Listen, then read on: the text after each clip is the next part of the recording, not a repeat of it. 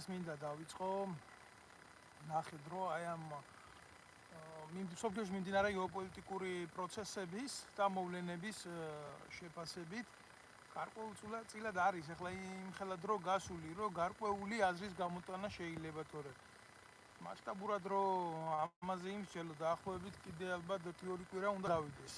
არავინ არ მოგატყუოთ, იმიტომ რომ ნელ-ნელა ყველა ამაში თავის სახეს გამოავლეს, მოგეხსენებათ თქვენ დაპირისპირება სახეზია ახლო აღმოსავლეთში რთული მდგომარეობა არის. ორი ძლიერი სახელმწიფო ერთმანეთს დაუპირისპირდა. არც ირანი არ არის სუსტი სახელმწიფო და არც ისრაელი არ არის სუსტი სახელმწიფო. თვითონ თუ ამ ყველაფრის დემოგრაფიული შეფასებით გადავალთ, ტერიტორიული სიდიდეებით, თუ ტექნოლოგიური მიღწევებით შევაფასებთ ამ პროცესებს, ხო? რაღაცას მოგცემს აუცილებლად, მაგრამ ეხლა ამაზე რო არ დავკარგოთ, ჩვენ ყველამ კარგად ვიცით, ვინ ვის უჭერს მხარს და ვინ ვის ეხმარება და ვინ ვისი ამაგდარია რა. ამიტომ მე ვისურვებდი რომ ამ თემის ირგვლივ ჩემ მეგობართან გოჩავეტრიაკოვთან ერთად გქონდეს უახლოეს მომავალში განხილვა, მე დაუკავშირდები მას და ვთხოვ მის კომენტარებს, მის განხილვებს და ანალიზებს ამ ყველაფერთან დაკავშირებით, მიუხედავად იმისა, მისი აზრი ძალიან კომპეტენტური იქნება ამ შეფასების დროს, იმიტომ რომ ის იყო საზღვაო ძალების სარდალი და მოგეხსენებათ თქვენ, რომ ირანი არის საზღვაო სახელმწიფო, არათუ არის, არამედ მას ყავს სამხედრო საზღვაო ფლოტი, ყავს წყალქვეშა ნავები, აი გუშინ მაგალითად ბალისტიკური ცეცხლი გახსნა ზღვიდან. ატომური არა, მაგრამ წყალქვეშა ნავებიდან, თუმცა იმ ნავებს, რომელიც მას აქვს, წყალქვეშა გემებს გულისხმობ, თავისუფლად შეუძლია ატაროს ატომური იარაღით. ოღონდ ახლა ის თავისებურად დამოკიდებულია მოდიფიკაციაზე, როგორანაირად დავტვირთავ ამ შეიარაღებას. ასევე რა არის, იცით, სხვანაირ სფეროში გადავიდა ეს ომი, იმიტომ რომ წყლიდან ბრძოლა, მაგალითად, აბსოლუტურად სხვა ხასიათის ბრძოლა არის თავისი შინაარსით. სხვა არის, როცა სახმელეთო სივრციდან ხდება ჰაერი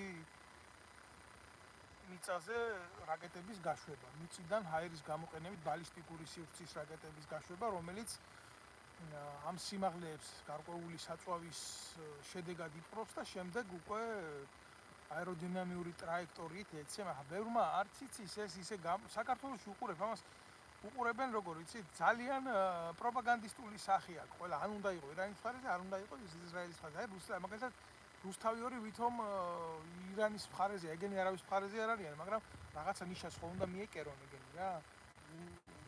სამშობლო ადამიანები და ვითომ ახლა ესენი ისრაელის მხარეზე არიან და ვითომ ამითი რაღაცა პოზიცია უნდათ რომ დაიჭირონ, აი ეს ტიპ-ტივის პოზიცია. ქართული ოცნება ყველამ კარგად ნახეთ და იცით რომ ირანის თაყვანისმცემლები არიან და იქ ჩასულები იყვნენ და ემთხვივდნენ ირანის სულ ლიდერს ერთ ადგილზე და მე მგონი იქ კობახიძესადაც იდგა, კობახიძის გარდა ყველა მკვდარია ეს. ახლა იცით რა არის ამორფულად რო განვიხილოთ ყველაფერი და რო დავანებოთ ირონიას თავი და რო დაწვიდოთ ყველაფერი ეს უბრალოდ შეფასებისთვის და რაღაცა კარაკტერულისთვის საჭიროა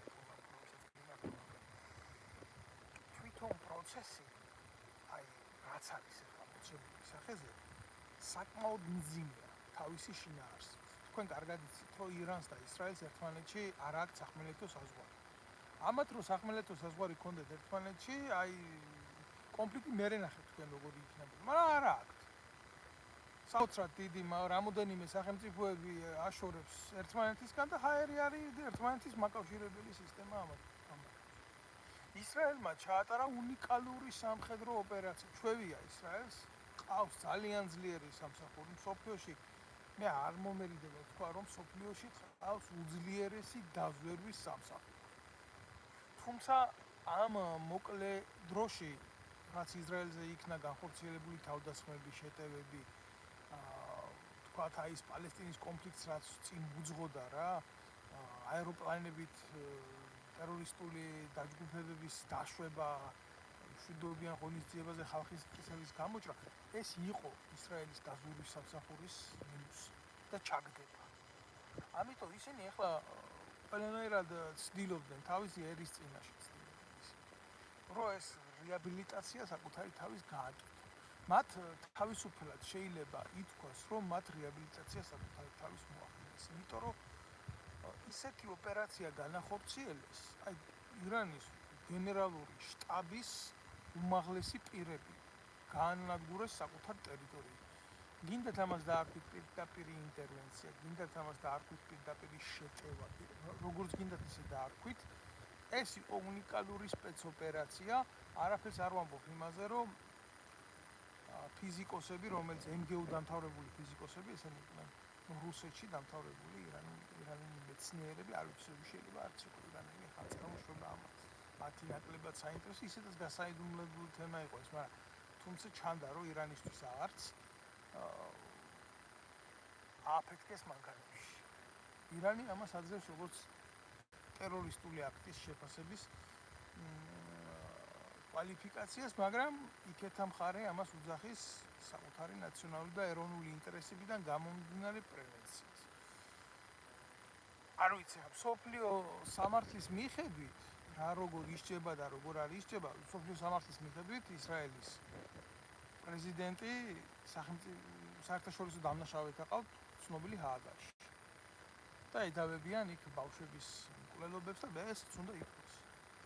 მაგრამ იმ კაცს ეს არ აინტერესებს.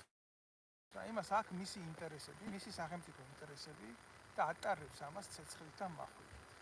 როგორც გინდათ ისე დაარქვით. ის ამბობს, მე შემიძლია გავაკეთო, როგორ არანაირადაა, იმას ბოლოს ყველას ღმერთი გაგვჭირს ჩვენ, მაგრამ ისრაელის სახელმწიფო არ არის სუსტი სახელმწიფო. ვერავინ ვერ იტყვის ამას, რომ ის არის სუსტი სახელმწიფო. სადაც იბადება ისრაელის საწინააღმდეგო აზრი, ეს კაცი არის მოწოდებაზე იქ მოკლას ეს არის. მტრის მსხვერპლის ხარჯზე. ასეთი არის მათი ლოგიკა. მე არ ვამბობ, რომ შეიძლება ყველანაირ მიმართებაში რომ სწორი იყოს და გამართლებული იყოს მსხვერპლი ბავშვებში და ქალებში. ომსაც თავისი კანონები აქვს, ესე არ არის. მაგრამ როდესაც მისი ბავშვების და ქალების დაცვის ინტერესით აკეთებს ამას, მისი მოსახლეობის დაცვის ინტერესით აკეთებს ამას, ყველაზე მცირე მის მოსახლეობაში აქ კაცს ნდობა. დაწერდი. ლოგიკა შეიძლება მოიძებნოს ბევრნაირი, სამართალი შეიძლება იყოს ერთი. ფაქტი არის სახეზე. ის აგრძელებს მის მოქმედებს და აგრძელებს შეუჩერებას. ეხლა რა არის, ცით? თუ განვიხილავთ ამ ომს, ამ საჰაერო ომს, მეც ვერანაირად ვერ დავახმართ ამას თავის ჭრილში, რა თქმა უნდა, ამას უკვე მოყვა შედეგები, არ შეიძლება ამას თქვა, რომ სამხრივი იყო ეს დაპირისპირება, იმიტომ რომ და სამხრივად მარტო აქედან ისრაელი უკრავს, სიცრუე არის, ეს არის მყარი მტკნარი სიცრუე, აი როგორ შეიძლება რომ ენდო რუსთავი ორს უყურე ტელევიზიას, სადაც გასაუქმებელი და გამოსართავია. აი ესეთი პროპაგანდით უბერავდნენ, რომ არავის საში რო არ იყვნენ 2008 წლის ომის დროს დედა რო გქონდა, რატირები ეგენი ძახოდნენ მოსკოვში ვართ უკვე შესული. ეს ყველამ ვიცით, ყველამ დამუცადეთ და ყველამ ნახეთ. რეალობაში ეს არ არის ჩემი ანალიტიკა, 370 რაკეტა ბალისტიკური იქნა გაშვებული, არ არის ეს პატარა. და არ არის ეს ის რაოდენობა, რომ თქვა, რომ ცოტა არის. კი რა თქმა უნდა, ისრაელმა წინასწარ დაარტყა ბალისტიკური რაკეტების საცავებს, წინასწარ განახორციელა ტრადიციული სამხედრო იერიშები, როგორ ხდება, მოულოდნელობის პრინციპი გამოიყენა ირანის წინააღმდეგ, იმ სპეცოპერაციებით, იმ აქტებით, იმ განეიტრალებით, უნდა ითქვას რა, ამან დემორალიზაცია ვერ მოახდინა ირანის შეიარაღებული ძალების და ისინი უშვებენ და უშვებენ ბალისტიკურ რაკეტებს აერში. ხა თუ ვინმე ამას ვერ უყურებს, თუ ამბობს ბრმა არის, კარგი, მაგრამ ფაქტია რა, ცეცხლოვანი წვიმა არის ისრაელში. და 590 კაცი არის დაშავებული, 24 მკვდარია დაახლოებით 5 საათის წინანდელი მონაცემები. არ არის ეს იმხელა ერისთვის, როგორც ისრაელია პატარა.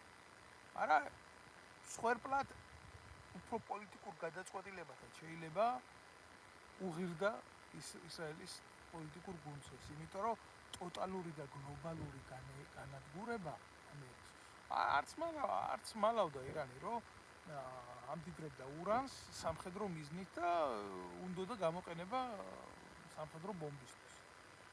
ახლა იცით რა არის, როდესაც მათ აქ ერთმანეთში ისტორიული მტრობა და გააჩნია ისტორიულ მტრობას, ჩვენ აქ უნდა გავითვალისწინოს სხვა რაღაცა. აქ არის რელიგიური ომის საფრთხე სერიოზული. მიუხედავად იმისა, რომ ირანი თავისი რელიგიური მრწამსით გამოირჩევა, მე მგონი მხოლოდ თუ არ ვცდები აზერბაიჯანელები არიან იმ მრწამსის, აი როგორც მართლმადიდებლებსა და კათოლიკებს შორის არის გაყოფა, აი ისე არის სუნიტებსა და შიიტებს შორის გაყოფა, მაგრამ მიუხედავად ამისა, პალესტინელები, არაბული სახელმწიფოები ბევრი და ისრაელის ირგვლივ მტრულად განწყობილი მოსახლეობა, აბორიგენი მოსახლეობა, აბსოლუტურად მიუხედავად ამ რელიგიური ცვლილებისა, განსხვავებისა, მუსულმანიზმში ყოფი განსხვავებისა, ხარს უჭერენ ირანს როგორც სახელმწიფოს და ეს არ არის ირანი, არ არის არც ერაყი და არ არის არც ერაყის ხელისუფლება და არ არის ირანი არც ავღანეთი. თქვენი ჭირიმეთ, ვისაც ეს ეშლება, მისი პრობლემა, ხარ უყურებ დილეტანტურ შეფასებებს, რომ ირანის დაჟანგული დამბაჩები, ესენი ნიჰილიზმამდე აყვანა და ისრაელი რო ურტყამს იმის რომანტიზება ომის, ეს ნაციონალური მოძრაობის ვირთხული მეთოდი, უკრაინაში რომ ომი კარგია და ახლა მოსავლეთში ომი კარგია და ნეტავი საქართველოშიც გვესროლონ ნოვი ბალისტიკური რაკეტა. ამათი უცნაური ეს. გეუბნებით თქვენ რეალობას, მაგრამ ყოფადი, რასაც ჩვენ გვიჩვენებს დღევანდელი მდგომარეობა, ისმენთ? ირანის პოტენციალი გაცილებით ძლიერია და არ დაწყებულა ამ სახელმწიფოს მიერ იგივე ტერორისტული აქტებით მოქმედება ისრაელის ტერიტორიაზე. და ირანი გამკეთებელია ამისი, იმიტომ რომ ძალიან ბევრი ფანატიკოსი ემორჩილება აი ამ ეგრეთ წოდებულ სახელმწიფოს, რომელიც ახლა ვიღაცას მოსწონს, ვიღაცას არ მოსწონს, იქ რევოლუციური არმია დაყავთ ეს ყველაფერი გამოცხადებული და მით უმეტეს ამისა მეთანიაჰუმ განაცხადა, რომ აგერ თქვენი პრინცი ვარიობი და მოუწოდა ისრაელიდან ირანში მყოფ მოსახლეობას, მათ შორის ეთნიკურ განსხვავებულ მოსახლეობას, რომ შეცვალეთ თქვენი მთავრობა. ასე იგი პოლიტიკური ნიშნები გამოჩნდა ამ ყველაფრის არა მარტო მისი ქვეყნის უსაფრთხოების, არამედ აშკარად დაადო ხელი ირანის ხელისუფლების მიმართ მტრულ განწყობას, რომელიც მისი ცვლილებით არის განპირობებული და ახლა რა თქმა უნდა ამაზე ირანი გააკეთებს და ირანის ხელისუფლება გააკეთებს პოლიტიკურ შეფასებას, რომ ეს არის ხელისუფლების წინააღმდეგ მიმართული და ერის მიმართ მიმართული კამპანია და რაღაცა, მაგრამ ის ალბათ დაავიწყდა თავიდან თვითონ რომ დაბრუნდეს ისრაელი აბსოლუტურად მოწმენდილ ცაზე. ხო და ახლა ის რაც ემართებათ და ესეც გაგრძელება იმ სტიგმის, რაც აქამდე იყო და რაც აწიც იქნება. რა მინდა იცი რომ თქვა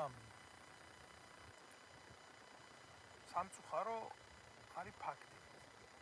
თუ ეს კონფლიქტი გაღვივდება სათანადოდ, იმიტომ რომ პირველი დახმარება უკვე რაც არის მოიაზრება ანკლავი, ეს არის ჩინეთი, რუსეთი, ირანი.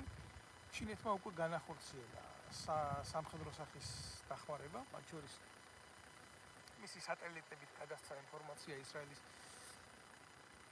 საფრენი აპარატების შესახებ და თანამედროვე ტიპის საფრენი აპარატი უკვე ჩამოგდებული იქნა პირველი ისრაელის ირანის საჰაერო თავდაცვის მიერ. ზოგადად გლობალურად ისრაელის საჰაერო თავდაცვა ვერ მუშაობს, რა თქმა უნდა, ისედაც საჰაერო თავდაცვა უნდა ვთქვათ, რომ ძალიან ძვირი სიამოვნება არის და მისი გამოყენება ომებში, ბრძოლებში ასე მარტივი არ არის. მით უმეტეს აუცილებლად აქვს იმას მნიშვნელობა, რა ხარისხის საჰაერო თავდაცვა ებრძვის ჰაერიდან მოქმედ აპარატებს.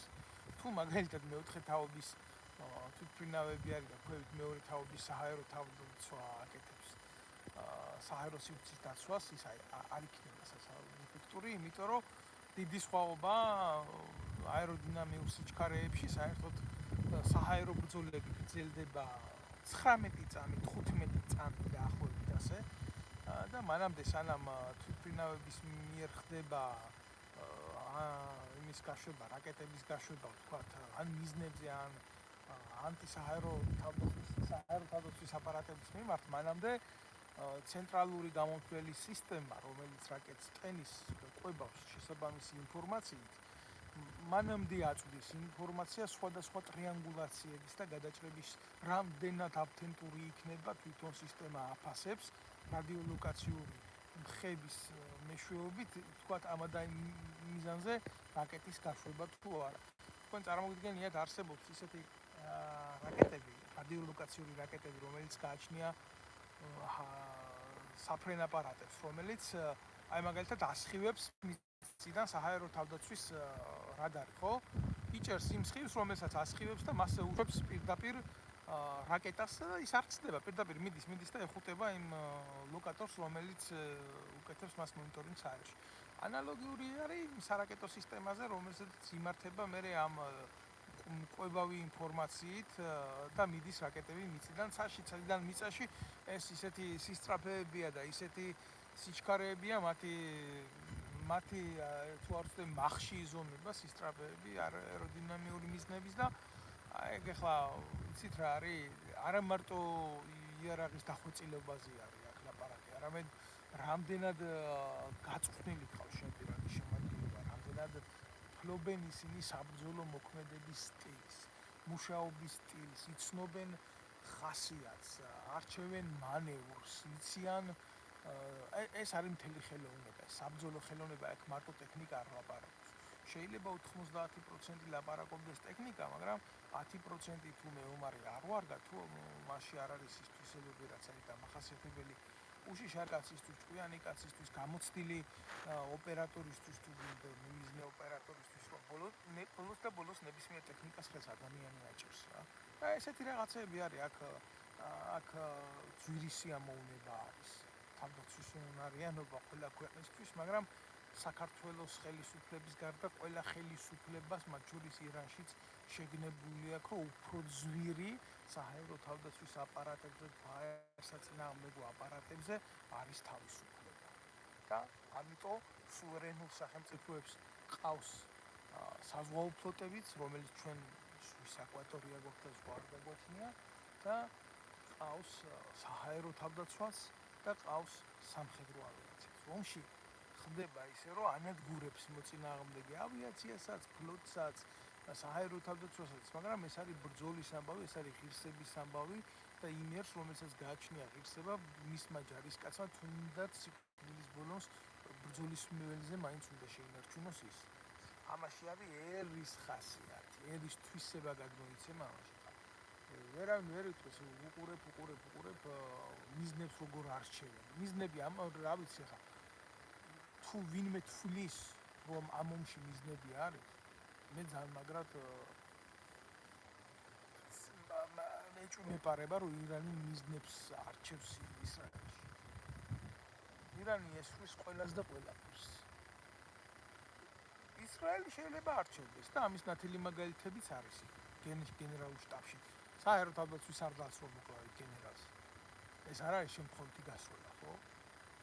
ვიღაც მეცნიერს რო აფეთქებ, იმიტომ რომ იცი რომ ის ამდიდრებს ურანს და ქმნის და ის არის პოტენციალი. ესეც არ არის შემთხვევითი გასვლა, გაგიგე? ამიტომ ორივე მხრიდან ძალიან სერიოზული ნაბიჯებია გადადგმული იმისთვის, რომ უფრო მკვლელი და უფრო სასტიკი გახდეს ეს მანქანა და უფრო დაუნდობელი გახდეს ეს მანქანა. მიაქციეთ ამას ყურადღება, აქ არ არის სახუმარო ამბავი, ხო უყურებთ? როგორც კი გაიხსნა ცეცხლი ამ მიმართულებაზე, არის მისო კარგად და ვიმედოვნებ, რომ კარგად გესმით ჩემი დაწერეთ აქ ხვალ თუ ისმის გასვლა. მე ვცდილობ ყოველ შემთხვევაში დავით, რომ კარგად ისმის. აი დააკვირდით, როგორც კი გაიხსნა ცეცხლი ირანის მიმართულებით და ირანმა გახსნა ცეცხლი ისრაელის მიმართულებით, თითქოს ყველას დაავიწყდა უკრაინა. ომი უკვე ევროპის ტერიტორიაზე არის. ოსაბჭოთა სივრცეში არის. და ეხლა ატყდა ესეთი წერა. რა შეიძლება ამას მოყვეს? ეს არის ომის ექოს გამოძახილი, აი რა ავტორიტეტი უნდა გამოჩნდეს ეხლა. რომ აი ეს კონფლიქტი ჩააწყოს. თუ იმას გგონიათ რა, რომ ირანში ხელისუფლება გაიქცევა ვაიმე, არ იქნება ასე.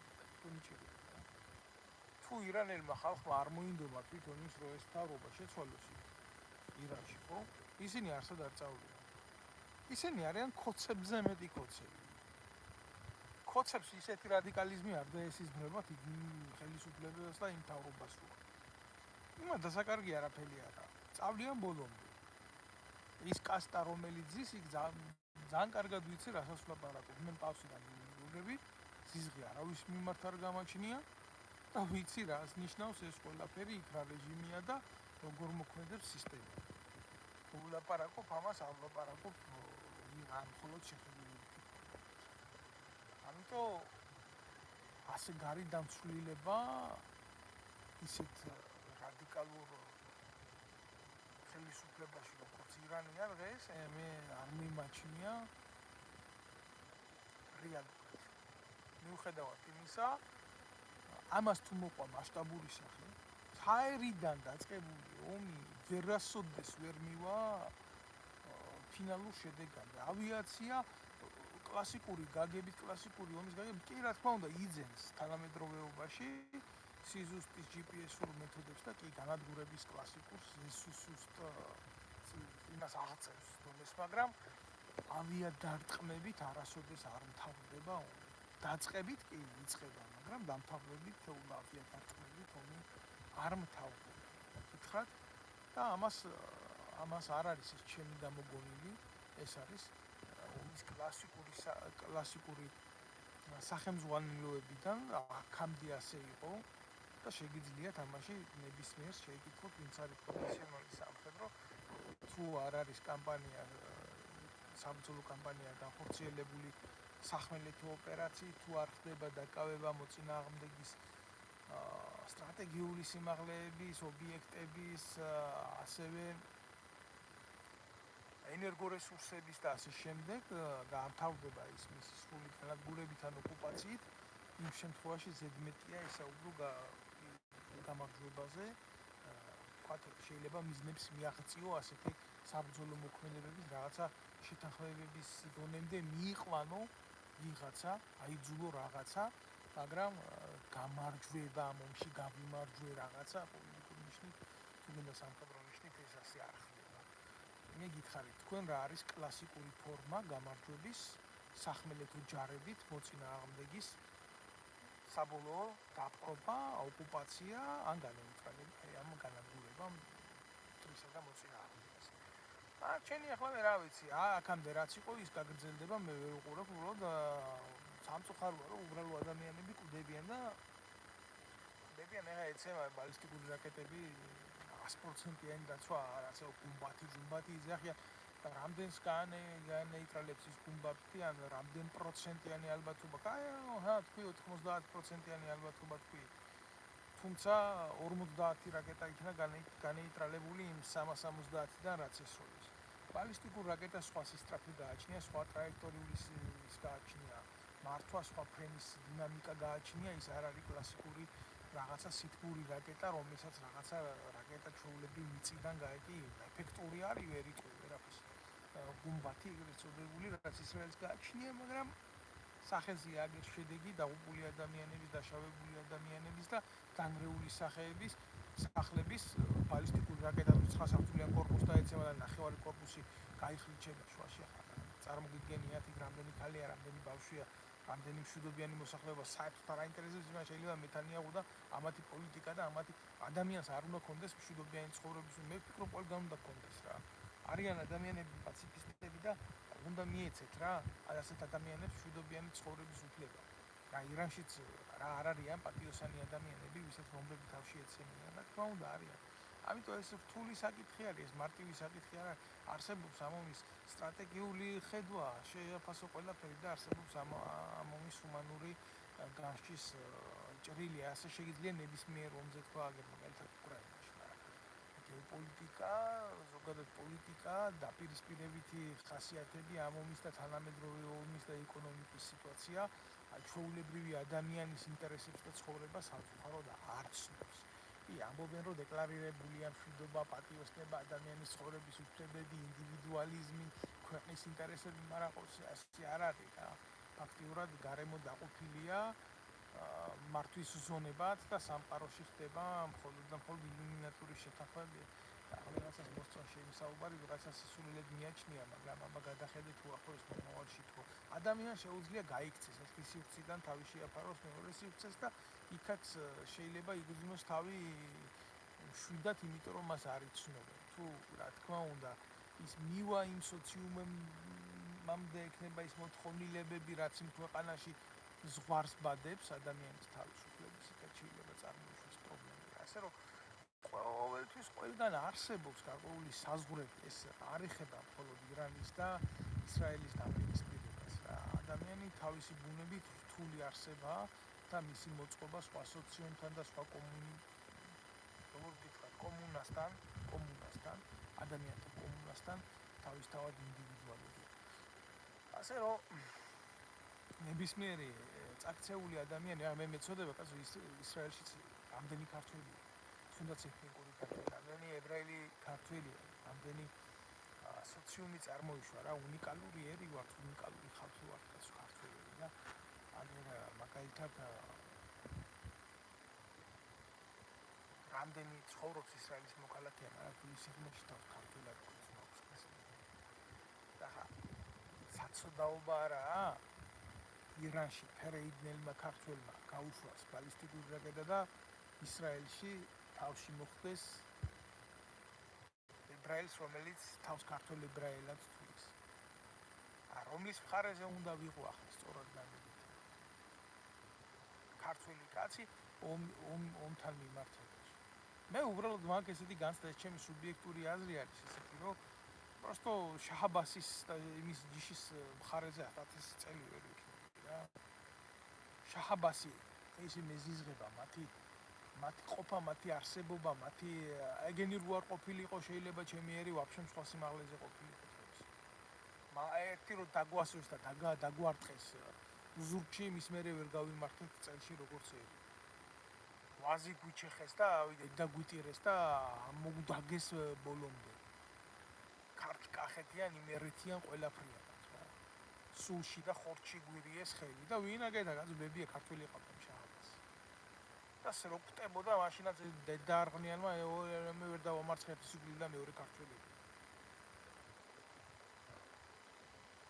ავიცი, სიმართლე უნდა ითქვას ადამიანმა, წყენები, შეხედულებები, თანამედროვე ომები ამბობენ, აგერ ისრაელმა გადმოწავა რაკეტები, უპილოტო საფრენი აპარატები და რუსებს მიცაო ესენიო რა ქვია. კოდებიო იმისთვის რომ ემართათ ყველაფერი. ვერ უარყოფ ამას. თუ ასე მოიქცა, მაშინ სად იყო საგარეო საქმეთა სამინისტრო ჩვენ? მილიონებს რო უხდიდა. ასე საჰაერო თავდაცვის იარაღიც მოგცა რაფაელი. ჩვენ ისრაელმა და მე ვარ მოწმე მაგისი უამრავი თვითმფრინავი ჩამოვარდა და ვერტფრენი ჩამოვარდა რუსეთის ომის დროს. არსებობს ბევრი საკითხები, იქაც სახელმწიფოა, იქაც ბევრი ადამიანია, იქაც ბევრი ვაჭრობის ობიექტია, მაშინ შექმენი შენი საჰაერო თავდაცვის სისტემა შექმენი. მოგვიყვარს ჩვენ ქართველებს ტრაბახი ავიაციაში აგერ 15, 18, 17, 5000 ამერიკაში ქართველმა შექმნა. აგერ რუსეთში ვიღაცა ატომური იმის კონსტრუქტორი ქართველი იყო. ასეთი ლაპარაკები მიუყვარს ჩვენი ქვეყნისთვის რას გვქონდა ჩვენ რასვე წარმოა. დელტა გვაკეთებული და კორუფციის ბუდები გახსნით. მაშინ ამაში სხვა კი ვადანაშაულებთ. ნუ ებრაელებს, ნუ ამერიკელებს, ნუ ჩვენ გავაკეთეთ ჩვენ. აი რა ისრაელი. ატარა სახელმწიფოა ტერიტორიულად ჩვენზე. უდაბნოში არიან ხრიოკუმზე აყბავებული აქვს გრუზია ქვეყანა. რატო? იმიტომ რომ კორუფცია არა, იმიტომ რომ მისი ქვეყანა უყვართ, იმიტომ რომ იქ პრემიერ-მინისტრები, მინისტრები თავიანთ შვილებს ჯამში კი ჯარში კი რა ომში უშვებენ, რაც. ნებისმიერი ებრაელის პირადი მოწოდება იბრძოლოს ისრაელისთვის, მისი სამშობლოსთვის იბრძოლოს. გვაქვს ჩვენ ეს მოწოდება, ჩვენ ესეთი მოწოდება არ აქვს. არა, ისი მომენტი უნდა შევაფასოთ, ჩვენ თავს მიხედოთ, რო რაღაცა და მართლა მოხდეს და გაღვიდეს ეს ომი კლასიკურად რა. რამდენი მილიონი არის დემოგრაფიული ირანი ჩაგიხედიათ უკანე? ერთ სომხეთს გადმოივლიან და უცებ არიან საქართველოში. რამდენი ირანული კომპანია, რამდენი 450 კომპანია მართ საქართველოს დარეგისტრირებული ირანული კომპანია, რომლის ფუნქციონირების არსი გარღვეული არ აქვს იუსტიციის სახლის ეპოსტატები დარეგისტრირებული. ხო წარმოგიდგენიათ ახლა ტრაქშია თვითონები. ბიჭო, ირანის მოქალაქეებს კი არა, ჩვენ მოქალაქეებს უქმებენ იმას. თუ ვინმე ამას ქართულებს იმას პოლიტიკურად არ მოსწონს. იმდენად სავსეა ჩვენი ქვეყანას მისი სახელმწიფო სადაზვერო დაჯგუფებებით. ჩვენ რას გავაკეთებთ აქ? ისედაც საქართველოში ქართულ ენას ვერ გაიგებს, სავსეა ჩვენი ქვეყანა, აზერები. უკაცრავად რა. თუნდაც სხვა ერის წარმომადგენლები, ინდუელები, პაკისტანელები, ჩინელები, აზერებთან არ და ვინც არის ჩვენ ტერიტორიაზე, ხო? და წლების მანძილზე ხო თუნდაც აზერები, თუნდაც სომხები, ისინი ქართულად არ ლაპარაკობენ, მაგრამ მერიაში სხდომებს და ნაწმინაში სომხურ ენაზე ამბერცუნ ცავატანე ლაპარაკობენ. ღმერთმა გაუმარჯვოთ მისი ენით მის ქვეყანაში, აგერ სომხეთში წავიდნენ და პაშინიანთან არ ყვიან საქმე თუ ვინმეს ასეულ, თუ ვინმეს უნდა ჩვენ ქვეყანაში დარჩენა, კეთილინებოს ისწავლოს სახელმწიფო ენა და სახელმწიფო უწყებებში ილაპარაკოს სახელმწიფო ენაზე. თორე სომხურ ენასაც შემოვევლე, რატომ არა, უძველესი ერი, უძველესი ხალხი, უძველესი დამწერლობა აქვს და აზერბაიჯანელებსაც შემოვევლე. იმდენად შემოვევლე, რამდენადაც მათ ჩემი სახელმწიფო და სამშობლო უყვართ. და ბევრია ასეთი სომეხი და აზერბაიჯანი არ შეიძლება ეთნიკური ზიზღი ჰქონდეს ვინმეს მიმართ, ქართველი ზოგი ტრაქში რო იმალებოდა ომის დროს, ეგერ იმ გმირთა მოედანზე სომეხი და აზერბაიჯანელი ერთმანეთის გვერდზეა მკვდარი ჩვენი ქვეყნის გულისთვის.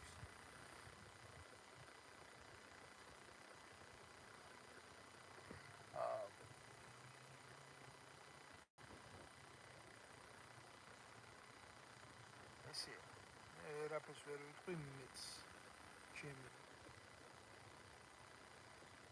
სათქმელი უკვე თქვი. დანარჩენი შემოკარგებო გამოაჩენს აგერ დრო და გამოაჩენს ყველაფერს